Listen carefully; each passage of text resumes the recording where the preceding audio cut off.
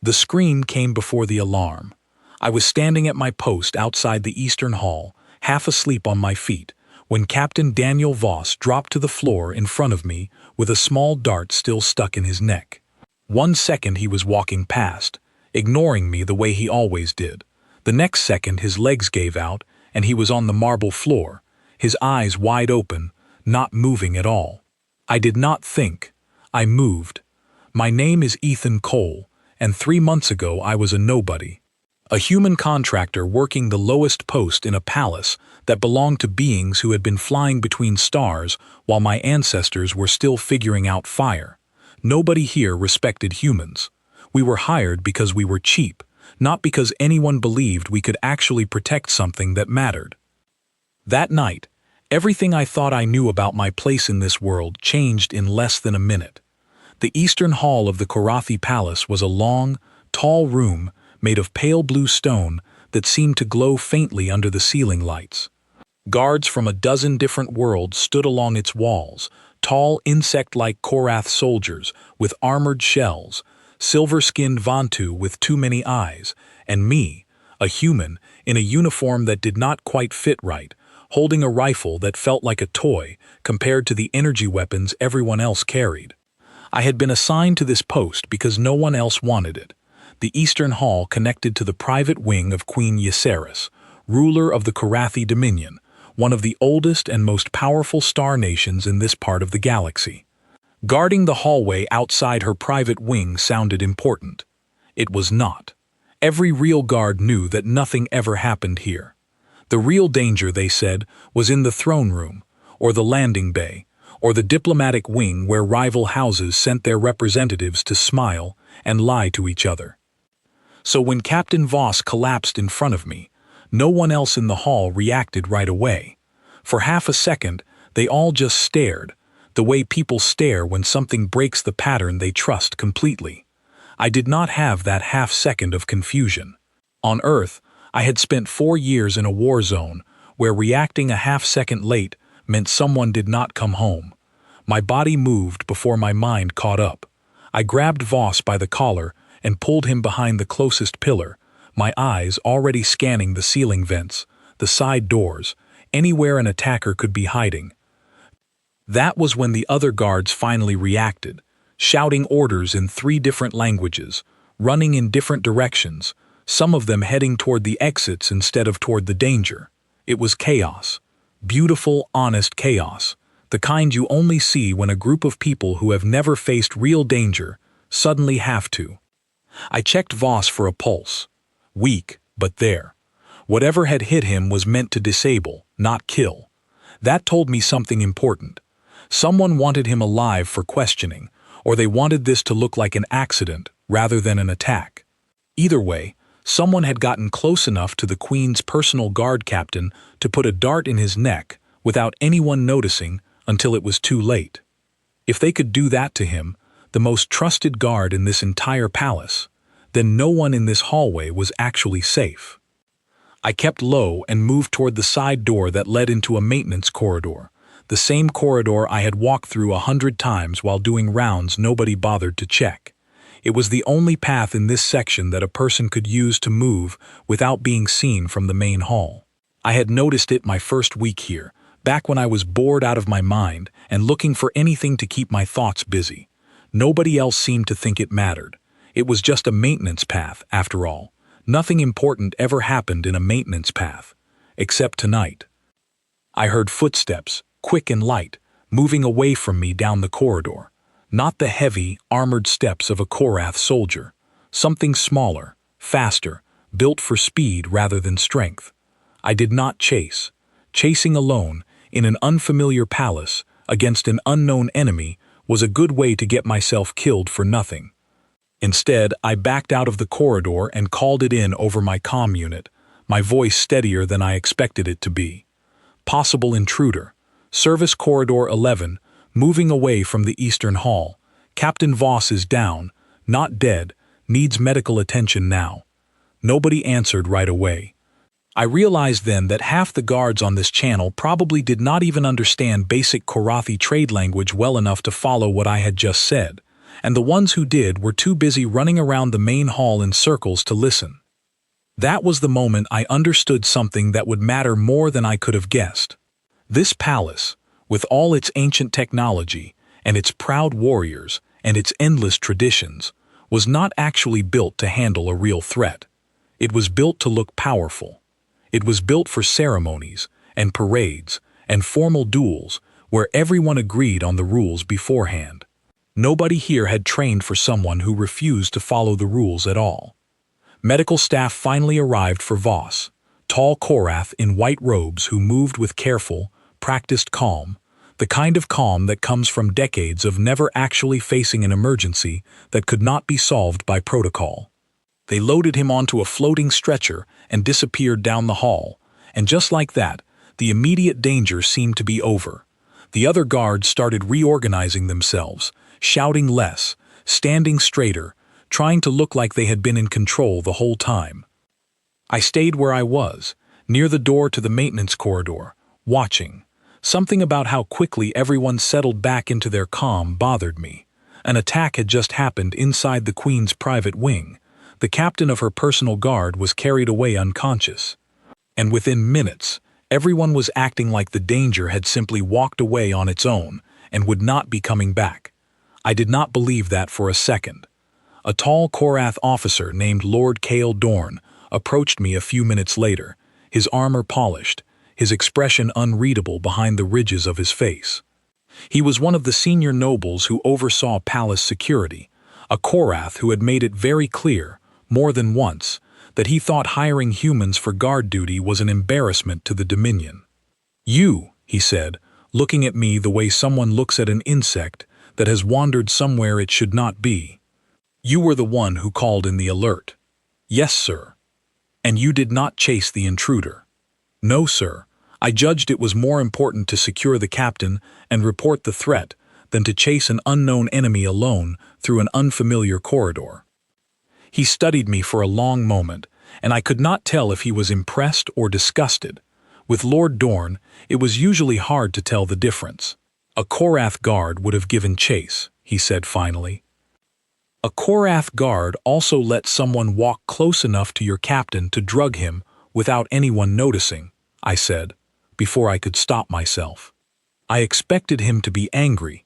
Instead, something flickered across his face that looked almost like respect, gone as quickly as it appeared. "Watch your tone, human," he said, but there was less heat in it than I expected. "The Queen will want a full report before the hour is out. All senior guards are to gather in the private wing." I was not a senior guard. I was barely a guard at all, in the eyes of most of the people in this palace. But something in how he said it made me think he wanted me there anyway, even if he would never admit it out loud. As I walked toward the private wing, my mind kept circling back to one detail that nobody else seemed to have noticed. The attacker had used a dart, not a blade, not an energy weapon. A dart that disabled instead of killed. That was not the weapon of someone trying to make a political statement through violence. That was the weapon of someone who wanted information first, and results later. Whoever had done this was not finished. I reached the doors to the Queen's private wing and found a crowd of guards and nobles already gathered outside, speaking in low, tense voices. Through the open doors, I caught my first real look at Queen Ysseris, standing near the center of the room, tall and still, wrapped in deep violet robes that seemed to shift color slightly as she moved. Her guards stood in a loose circle around her, none of them quite as close as a true bodyguard should be, all of them keeping the kind of respectful distance that tradition demanded but that good security never should. She was looking directly at the doorway, directly at me. I froze for half a second, certain I had imagined it, that her attention must be on someone else standing nearby, but her eyes did not move. She kept looking straight at me, the human standing awkwardly at the edge of a crowd of nobles who all outranked him in every way that mattered. Lord Dorn noticed too. I heard him make a small, sharp sound beside me, somewhere between surprise and disapproval. "Guards," Queen Ysseris said, and her voice carried through the room without her needing to raise it at all. the kind of voice that came from someone who had never once needed to shout to be heard. Someone in this palace tried to remove my closest protector tonight. Before this hour ends, I will choose his replacement. The room went completely silent. I did not know it yet, but my life was about to change in a way I never could have prepared for, no matter how many war zones I had survived back on Earth. Because when Queen Ysseris finally spoke again, the name she said was not the name of any Korath noble standing proudly in that room. It was mine, Ethan Cole. My name, spoken in Queen Ysseris's calm, steady voice, landed in that room like a physical blow. I saw heads turn. I saw Lord Dorne's mouth open slightly before he caught himself. I saw guards who had never once looked directly at me suddenly staring like I had grown a second head. For a moment, I genuinely thought I had misheard her. Korathi names could sound strange to a human ear, and maybe there was another guard with a name that just happened to sound close to mine. But then Queen Ysseris took a slow step forward, her violet robes shifting color as she moved, and her eyes found mine again across the crowded room, and there was no mistaking it this time. She meant me. "Your Highness," Lord Dorne said quickly, stepping forward with a formality that could not quite hide the alarm underneath it. "Perhaps you misspoke. The human is a low-ranked contractor, assigned to a minor post. He has no training in royal protection, no standing among the guard, no. He was the only one in that hallway tonight who did not lose his composure," Queen Ysseris said, cutting him off without raising her voice at all. "He secured my captain before requesting help for himself. He did not chase blindly into unknown danger. He reported the threat clearly and immediately. Tell me, Lord Dorne, how many of your finest warriors did the same tonight?" Nobody answered. The silence in that room told me everything I needed to know about how the rest of the guards had actually performed while I was pulling Voss behind a pillar. "Your Highness," Dorne tried again, his voice tighter now, "this is not a matter of one night's performance. Tradition holds that the Queen's personal guard is chosen from among proven warriors of noble houses. A human has no house, no lineage, no formal combat rank recognized by this court. Tradition also holds," Queen Ysseris said, "that when the Queen's personal guard falls in the line of duty, the replacement is chosen immediately, by the Queen alone, from whoever stands present in this hall, so that no house may use the vacancy to place their own influence closer to the throne. Is that not the law you yourself recited to me only last season, Lord Dorne, when you argued against delaying such appointments?" I watched something happen on Lord Dorne's face that I had never seen there before. He had no answer. The law was the law, and apparently he had been the one to insist on it, probably back when he assumed it would only ever be used to promote a Korath noble he approved of. The human contractor was present in the hall, Queen Ysseris continued, turning to address the whole room now.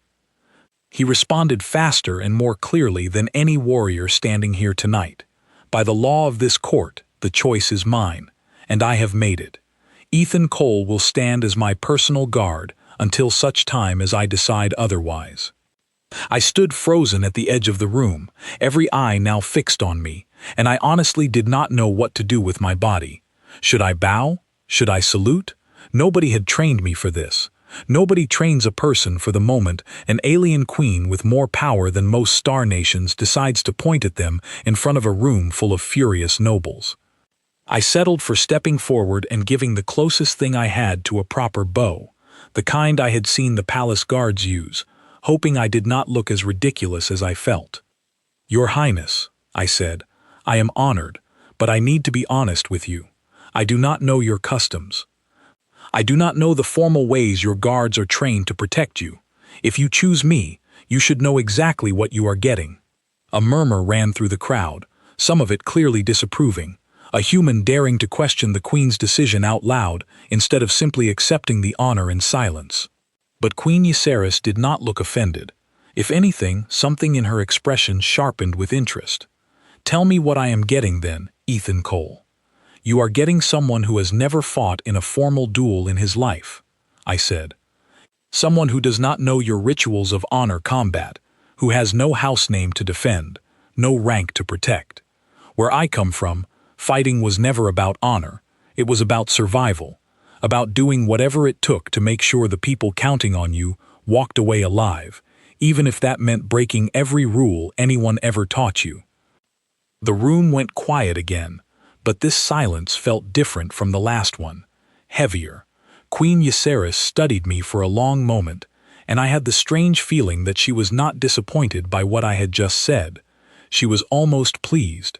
"That," she said slowly, "is precisely why I chose you." Lord Dorne made one final attempt, his voice tight with barely controlled frustration. "Your Highness, with respect, this decision endangers you. An untrained guard, unfamiliar with our customs, unfamiliar with the tactics of a true assassin, cannot possibly protect you as well as a warrior trained since childhood in the arts of royal defense." "Trained since childhood in the arts of royal defense," Queen Ysseris repeated, and for the first time that night, something like tired frustration crept into her voice. "Trained in duels that follow strict rules, in combat where both sides agree beforehand on what weapons may be used, what targets are forbidden, when a fight ends in honorable surrender rather than true harm. Tell me, Lord Dorne, did the person who drugged Captain Voss tonight follow any of those rules?" Dorne said nothing. "Whoever attacked my captain did not challenge him to a formal duel," she continued. "They did not announce themselves. They did not fight with honor. They struck from the shadows, using a method no palace guard was trained to expect, because our training assumes an enemy who values the same traditions we do. I am done assuming that. I need someone beside me who thinks the way our enemies actually think, not the way we wish they thought." I did not fully understand yet just how much weight those words carried, but I would come to understand it very soon. Queen Ysseris turned to face me fully, and the rest of the room seemed to fade into the background. "Ethan Cole, from this moment forward, you will remain at my side day and night. You will have full access to my private wing, my schedule, and my security reports. You will answer to no one but me. Do you accept this duty?" Every instinct I had, every ounce of self-preservation built up over years of surviving danger back on Earth, told me this was a terrible idea. I was being handed the most dangerous job in the entire palace, surrounded by nobles who already resented me, protecting someone who had already survived one assassination attempt that night, with absolutely no formal training in how this world's security systems worked. But something else in me, something older than my fear, remembered exactly what it felt like to stand behind that pillar with Voss's weak pulse under my fingers, knowing that if I had hesitated even a few seconds longer, things might have gone very differently. "I accept, Your Highness." The words felt strange leaving my mouth, too formal for someone who had spent his whole career being invisible, but I meant every word of them. Lord Dorne did not bow to me, did not offer any word of respect or welcome. He simply turned and walked away, his armored footsteps sharp and angry against the stone floor, followed by several other nobles who clearly shared his opinion of the Queen's decision. I understood, even then, that I had just made enemies inside this palace who mattered far more than any assassin lurking in the shadows outside it. Queen Ysseris dismissed the rest of the gathered guards with a small gesture, and within minutes, the private wing had emptied out until it was just the two of us, along with two silent Korath attendants standing near the far wall. "Walk with me," Queen Ysseris said, moving toward a tall window that looked out over the palace gardens, dark now under the night sky, dotted with soft lights that glowed like scattered stars fallen to the ground. I followed, keeping a respectful distance, though I was already scanning the room out of habit, checking the corners, the doors, the places where a threat could hide. "You are wondering why I truly chose you," she said, without turning around. "Not the reasons I gave the council, the real reason. Yes, Your Highness. 3 months ago, I began quietly reviewing records from every species serving within my court," she said. "I was searching for something specific, not the strongest warrior, not the most skilled duelist. I was searching for someone whose instincts had been shaped by true, ongoing survival, rather than by rules of honor that everyone in this court already knows by heart, including the people who wish to see me removed from this throne. She finally turned to face me, and in the soft light from the garden below, I noticed something in her expression I had missed before. Beneath the calm, regal composure, there was exhaustion. The kind of exhaustion that comes from carrying a weight far too heavy for one person to hold alone. Humanity's history is short compared to mine, she continued, but it is filled with conflict unlike anything my own people have faced in generations. Wars fought without agreed rules, enemies who do not care for honor, only for results. Your species has learned, again and again, what it means to survive against threats that refuse to follow any pattern at all. That is a kind of knowledge my own warriors no longer possess, because they have not needed it in centuries. I stayed quiet, letting her words settle over me, beginning to understand the true size of the responsibility I had just accepted. Tonight, she said, someone inside my own court broke every tradition my people hold sacred in order to strike at me through my captain. Whoever they are, they understand something my own guards have forgotten. That true danger does not announce itself. It does not follow rules. And I need someone beside me who understands the same thing. Someone who will not hesitate the way my own warriors hesitated tonight, waiting for an enemy to behave the way tradition says they should. As if her words had summoned it, a soft chime sounded from a device resting on a nearby table, followed by the quiet, urgent voice of one of the attendants. Your Highness, forgive the interruption. Security has detected unauthorized movement in the lower access tunnels beneath the private wing. Multiple signatures, approaching fast. Queen Ysseris's calm expression did not change, but I saw her hands tighten slightly at her sides. It seems, she said quietly, looking at me, your first test as my guard will not wait until morning. I felt the same cold, focused clarity settle over me that I remembered from every dangerous moment back on Earth, the fear pushed down beneath something steadier, something that simply refused to freeze. Then let's not disappoint whoever is coming, I said, moving to stand between the Queen and the door, my eyes already fixed on the entrance to the room, waiting for whatever was about to walk through it. The lights in the private wing dimmed without warning, dropping the room into a soft blue half-darkness that made every shadow along the walls seem to shift and stretch. I heard one of the attendants gasp behind me, a small, sharp sound of fear, quickly swallowed.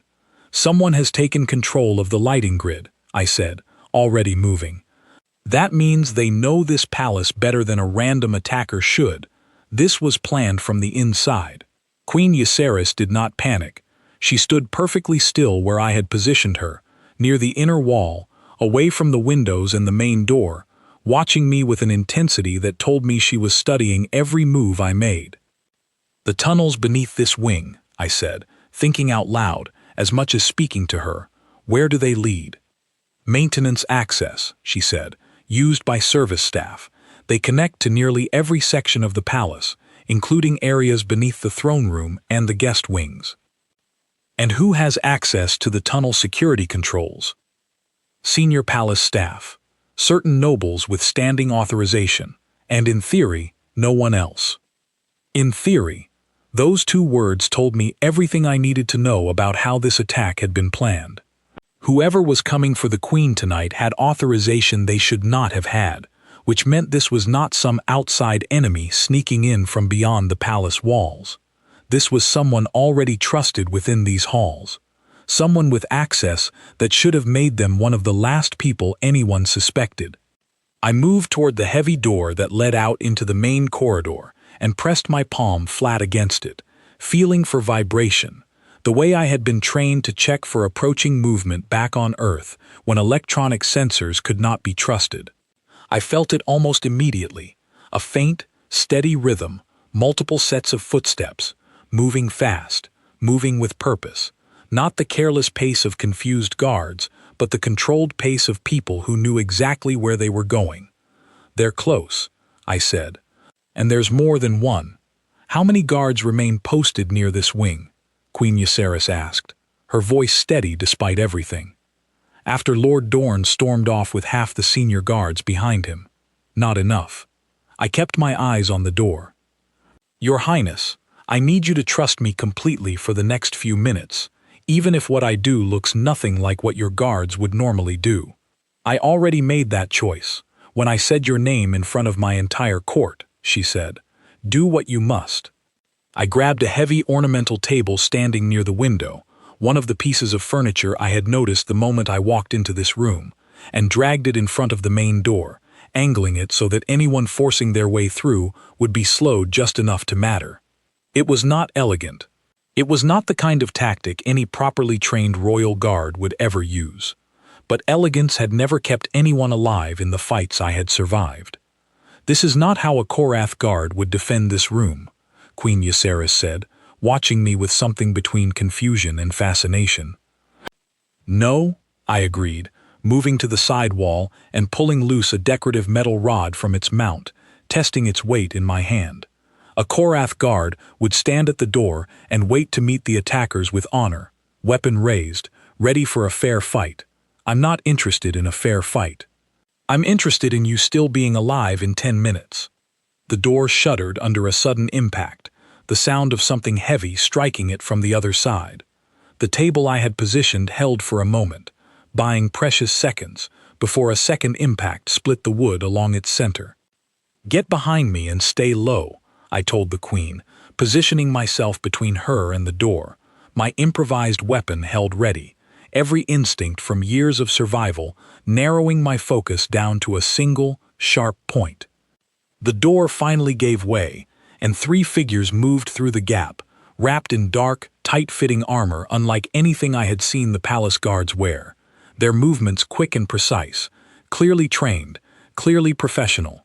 These were not desperate amateurs. These were skilled operatives who had planned this attack carefully. I did not wait for them to announce themselves, did not wait for any formal challenge the way palace tradition apparently demanded. The moment the first attacker crossed the threshold, I moved, sweeping the metal rod low and fast, catching their legs and sending them crashing into the broken remains of the table. The second attacker turned toward me, clearly startled by an opponent who had not waited for the expected exchange of ritual words before engaging. I used that half-second of confusion, driving forward and knocking the weapon from their hands before they could bring it fully to bear, then pushing them hard into the wall, using the room itself as a weapon the way I would have used any piece of broken terrain back on Earth. The third attacker hesitated at the doorway, clearly recalculating, clearly expecting something different from whatever training they had received about how palace guards typically responded to an assault. That hesitation was exactly the kind of gift I had learned never to waste. I grabbed a heavy curtain hanging beside the window and pulled it down hard, throwing it over the hesitating attacker's head, tangling their arms and blinding them for the crucial seconds I needed to close the distance and force them to the ground. The whole exchange took less than a minute, though it felt far longer while it was happening, every second stretched thin by adrenaline and focus. When it was over, all 3 attackers lay disabled on the floor of the private wing, none of them permanently harmed, but none of them capable of continuing their assault either. I stood over them, breathing hard, my improvised weapon still gripped tight in my hand, and turned to check on Queen Ysseris, who remained exactly where I had positioned her, watching the entire scene with wide, stunned eyes. "Your Highness, are you hurt?" "No," she said quietly. "I am not hurt." More footsteps echoed from the corridor outside, and for a moment my body tensed, ready for another wave of attackers. But these footsteps carried the heavier, armored rhythm of Korath guards, and moments later, Lord Dorn burst through the broken doorway with a full squad behind him, weapons raised, clearly expecting to find a scene of disaster. Instead, he found 3 disabled attackers on the floor, a human guard standing over them with nothing more than a decorative metal rod, and a queen who was completely unharmed. Lord Dorn stopped so suddenly that the guards behind him nearly collided with his back. His eyes moved slowly across the room, taking in the broken table, the fallen curtain, the 3 attackers groaning softly on the ground, and finally settling on me. "What," he said slowly, "happened here?" "Someone tried to kill the queen," I said, still catching my breath. "It did not work." One of the fallen attackers stirred, still tangled partly in the curtain, and made a soft, choked sound that might have been a laugh or might have been pain. Lord Dorn moved toward them cautiously, pulling the curtain aside to reveal the attacker's face, and I watched his expression shift from confusion to something much darker.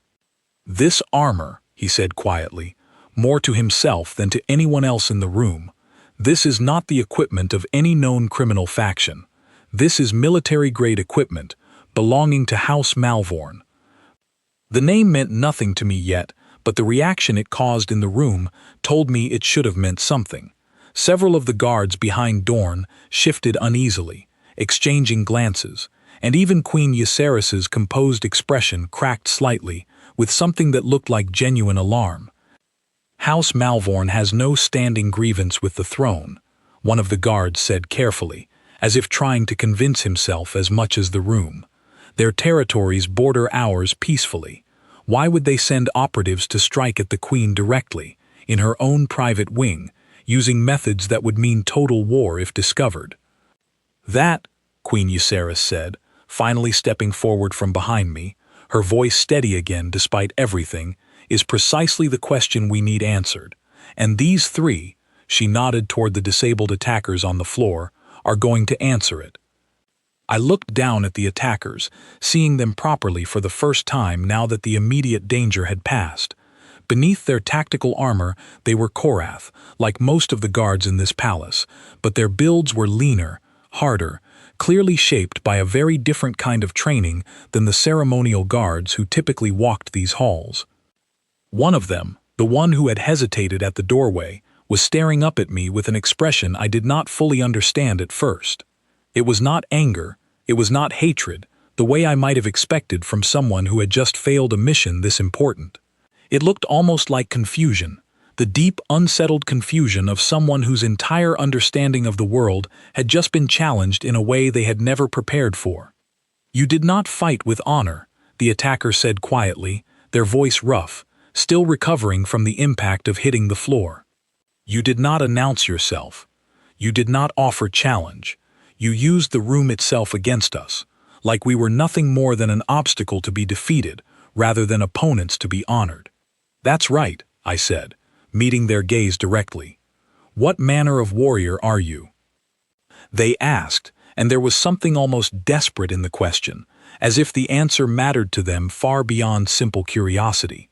I thought about how to answer that, thought about everything that had brought me to this moment, standing in an alien palace, having just disabled 3 trained operatives without a single formal rule guiding my actions. "I'm not a warrior," I said finally, "not the way you understand the word. Where I come from, we don't fight for honor. We fight to survive, and to keep the people around us alive. That's the only rule I follow."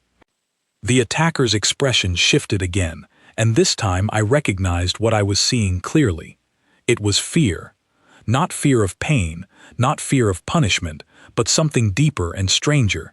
The fear of facing an opponent whose actions could not be predicted, whose limits could not be measured against any known standard. Lord Dorn ordered the 3 attackers secured and moved for questioning, and the room slowly filled with more guards, more attendants, more voices discussing what had just happened in urgent, overlapping tones. Through all of it, Queen Ysseris remained close to me, close enough that I noticed the small, careful glances she kept sending my way, studying me with the same intensity she had shown from the very first moment she said my name in front of the entire court. "You saved my life tonight," she said quietly, once the immediate chaos had settled enough for a private word between us. "I did my job," I said.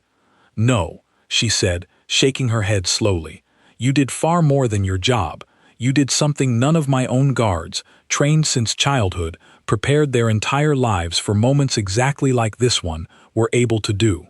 You adapted, in real time, to a threat that broke every rule they had ever learned to expect." I did not have a good answer for that, so I said nothing, watching as the attackers were led away in restraints, still exchanging quiet, uneasy glances toward me as they went.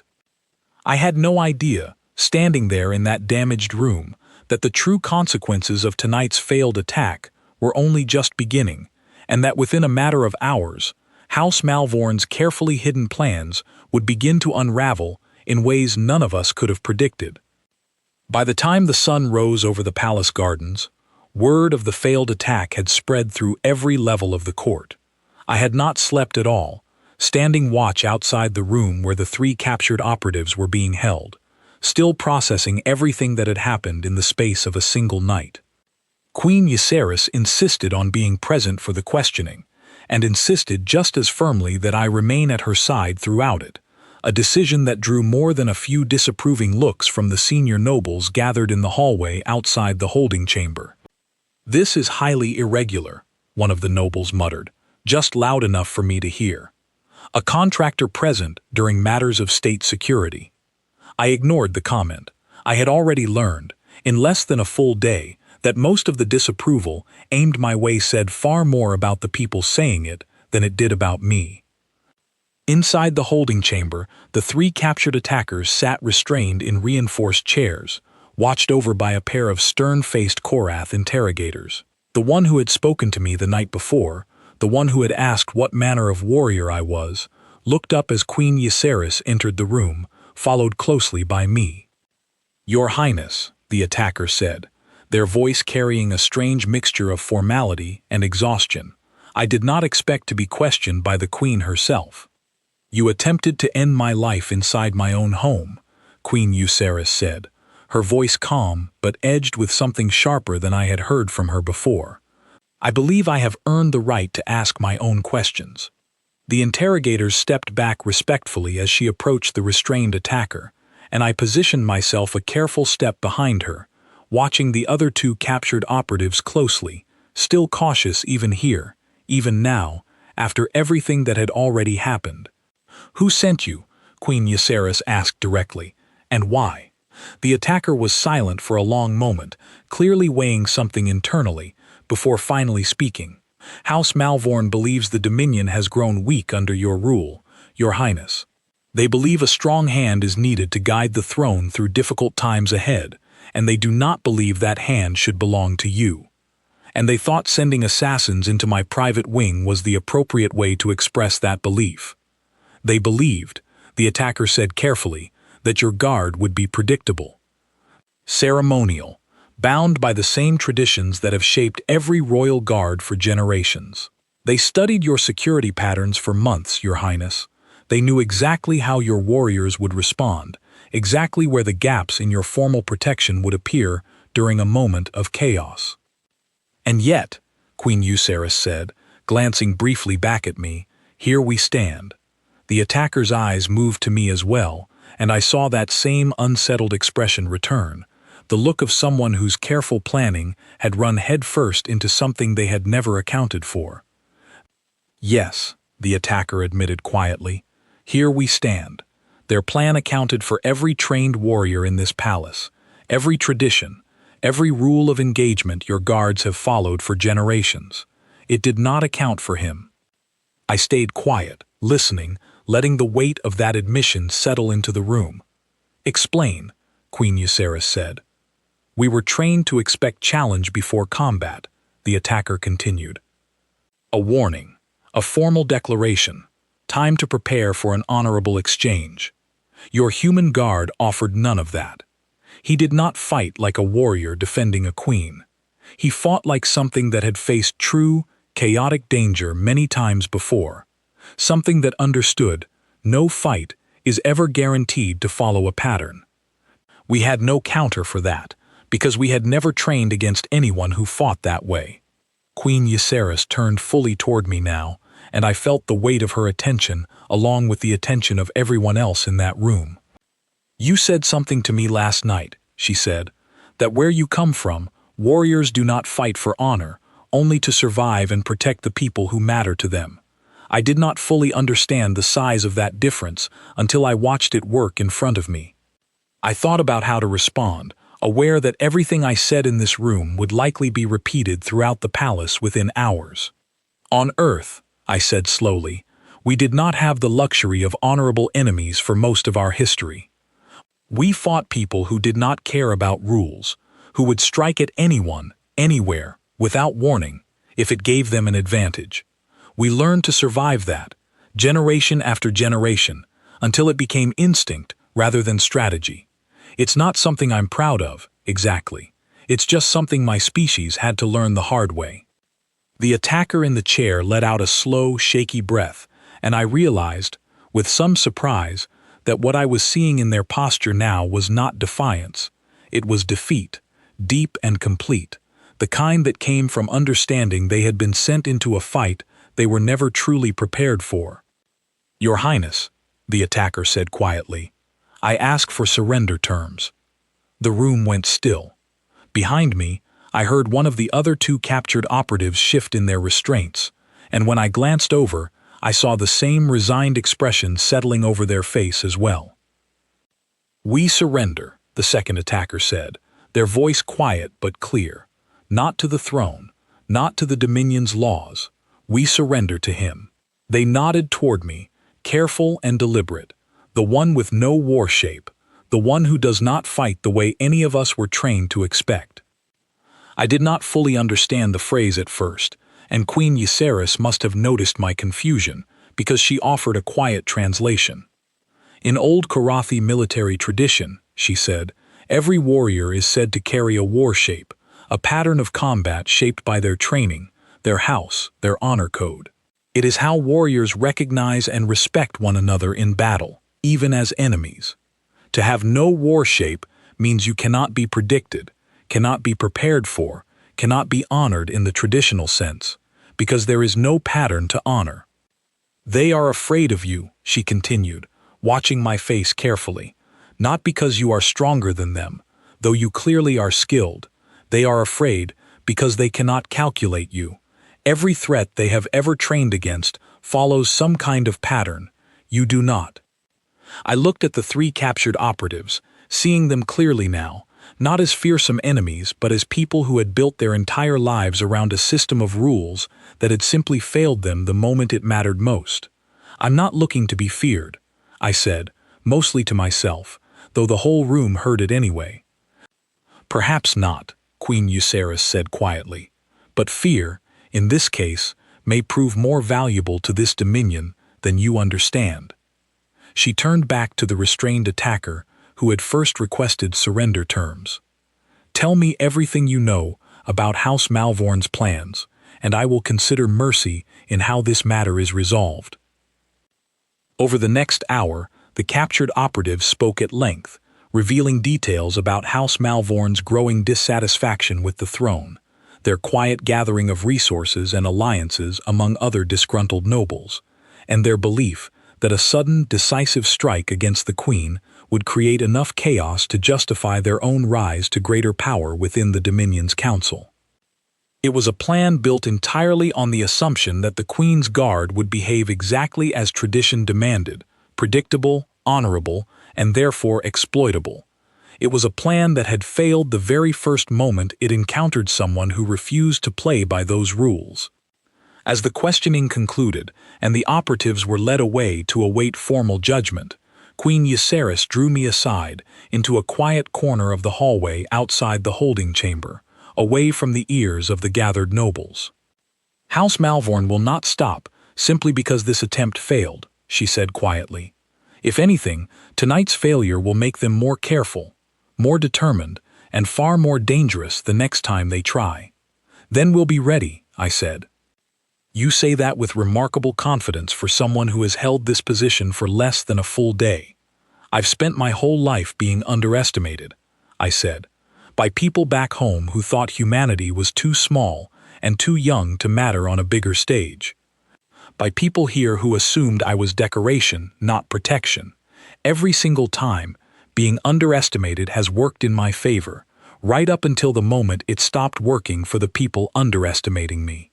Queen Ysseris studied me for a long moment, something thoughtful and calculating shifting behind her calm expression. "Lord Dorn will not accept this outcome easily," she said, "nor will the other nobles who believe your presence at my side diminishes the dignity of this court. I'm not here for their approval, Your Highness. I'm here to keep you alive." "Yes," she said quietly, almost to herself. "I am beginning to understand exactly what that means. coming from someone like you. Down the hallway, I noticed Lord Dorn approaching, his expression carefully neutral now, stripped of the open hostility he had shown the night before. He stopped a respectful distance away, glancing between the Queen and me before speaking. "Your Highness," he said, his voice measured, "the Council wishes to convene regarding House Malvourne's involvement in last night's attack. Given the severity of the situation, they have also requested a formal review of the palace's overall security arrangements." "Including my personal guard," Queen Euceris said, watching him carefully. Dorn hesitated, and for the first time since I had met him, I saw something in his expression that was not quite disapproval. It looked closer to reluctant reconsideration. "Including your personal guard," he confirmed. "Though I suspect, after what occurred last night, the Council's opinion on that matter may prove more divided than it was yesterday." He turned to me directly then, and though his tone remained formal, something in it had shifted since our first conversation. "You fought without honor last night," he said. "You broke every tradition this court holds sacred regarding combat and challenge." "I did," I said, not bothering to defend myself. "And you kept the Queen alive when 3 trained operatives, equipped and prepared specifically to defeat traditional palace security, failed to harm her at all." "I did that too." Lord Dorn was quiet for a long moment, and I watched him wrestle visibly with something deep in his own beliefs, something that had clearly been shaken loose by the events of the previous night. "Perhaps," he said finally, his voice quiet, almost reluctant, "there is more value in your particular kind of warrior than I was prepared to admit yesterday." It was not an apology. It was not even close to full acceptance. But it was something, a small crack in the wall of tradition and prejudice that had greeted me from the very first moment I arrived at this palace, and I understood, standing there in that quiet hallway, that this crack was only the beginning of changes that would ripple far beyond this single conversation. 3 weeks passed before I finally understood the full size of what had changed inside the Karathi Dominion since that first night in the Eastern Hall. The Council's investigation into House Malvourne expanded quickly, uncovering evidence of quiet alliances being built among several noble houses who shared their belief that Queen Euceris's rule had grown too soft, too predictable, too easy to challenge. What none of them had accounted for was how badly their carefully built plans would unravel the moment their trained operatives faced a defender who did not fit any pattern they had studied. I remained at Queen Euceris's side through every step of it, present during council sessions I technically had no right to attend, present during private meetings with advisors who still eyed me with open suspicion, present during quiet moments in the garden where the Queen would occasionally ask me questions about Earth, about the wars my species had survived, about the strange, brutal history that had shaped someone like me into exactly the kind of protector she needed. "Your people fascinate me," she said one evening, as we walked along the garden paths beneath the soft glow of the palace's evening lights. "So young compared to the great houses of this galaxy, so limited in your technology, your resources, your reach among the stars. And yet you survived conflicts that would have shattered older, more established civilizations." "We didn't have a choice," I said. "When you don't have advanced technology, when you don't have ancient traditions to fall back on, you learn to survive with whatever you have. You learn to adapt faster than your enemy, or you don't survive at all." "That adaptability," she said quietly, "is precisely what this court has lost over the centuries.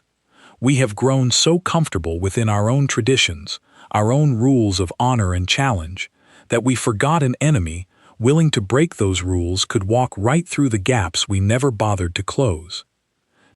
I thought about Lord Dorn, about the way his opinion of me had shifted slowly but steadily over the past 3 weeks, from open hostility to something closer to grudging respect. He had even begun asking me questions occasionally, careful, probing questions about how human military strategy differed from Karathi traditions, questions I suspected he was quietly incorporating into recommendations for reforming the palace's overall security training. "House Malvourne has gone quiet," Queen Euceris said, as we reached a small stone bridge overlooking a pond filled with slow-moving, luminescent fish. Too quiet.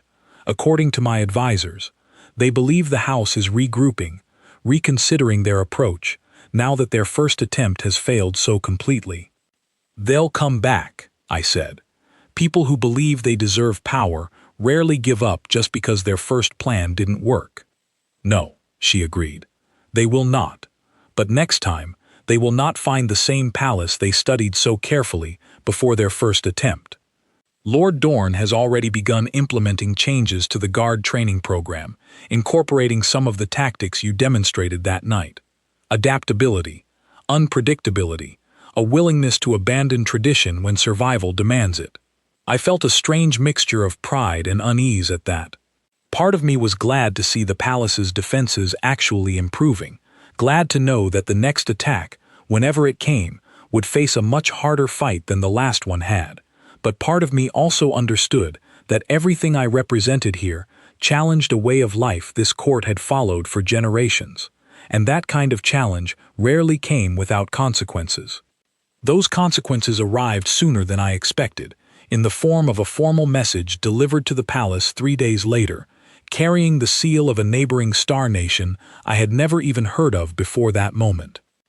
Queen Euceris called me into her private study to review the message personally, her expression carrying a mixture of surprise and something that looked almost like amusement.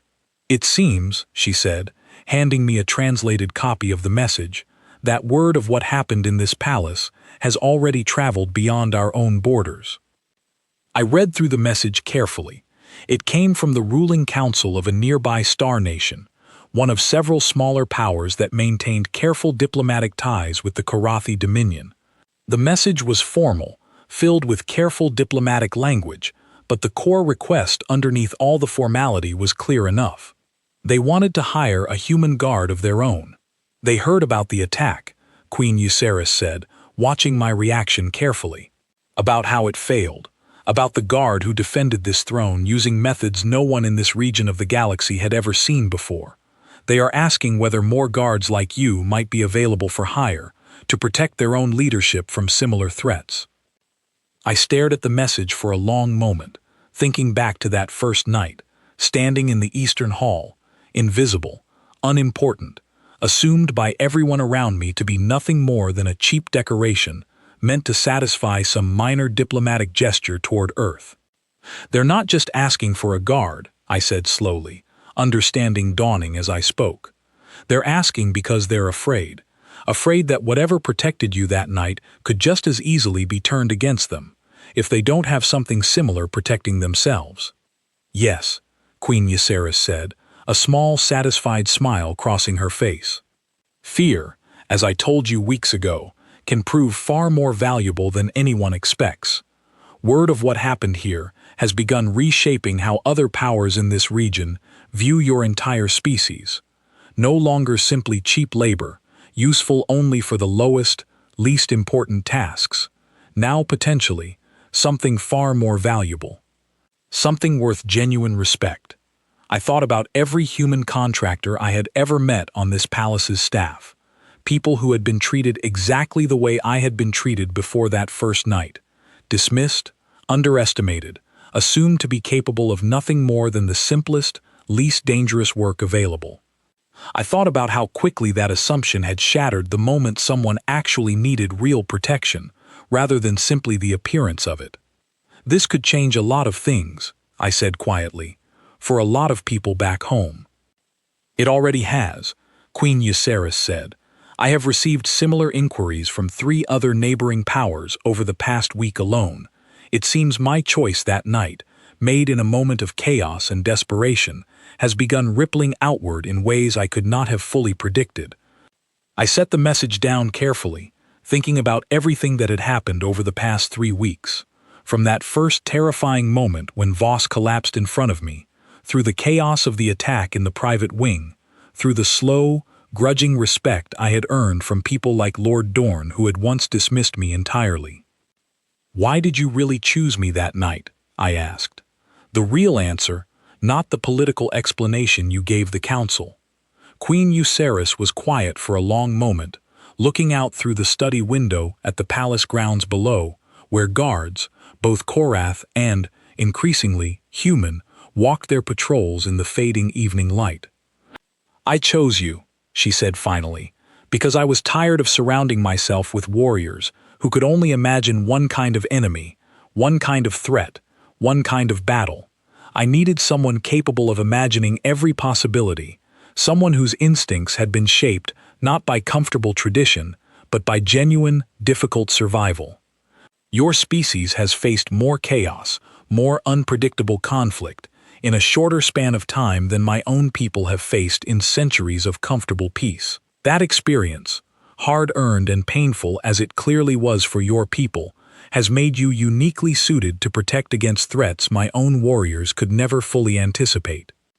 I thought about how strange it was that the very things which had made humanity seem small and unimportant to the wider galaxy, our short history, our lack of ancient technology, our lack of grand traditions stretching back thousands of years, had turned out to be exactly the things that made someone like me valuable in a way no ancient warrior tradition could match.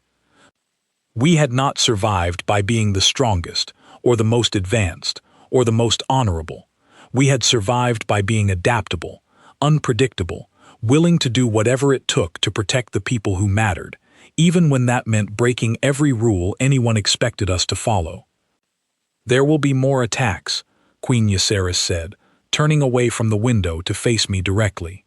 "House Malvourne will not simply accept their failure and retreat quietly. Other powers, watching how quickly this dominion's fortunes have shifted, may see opportunity in further chaos.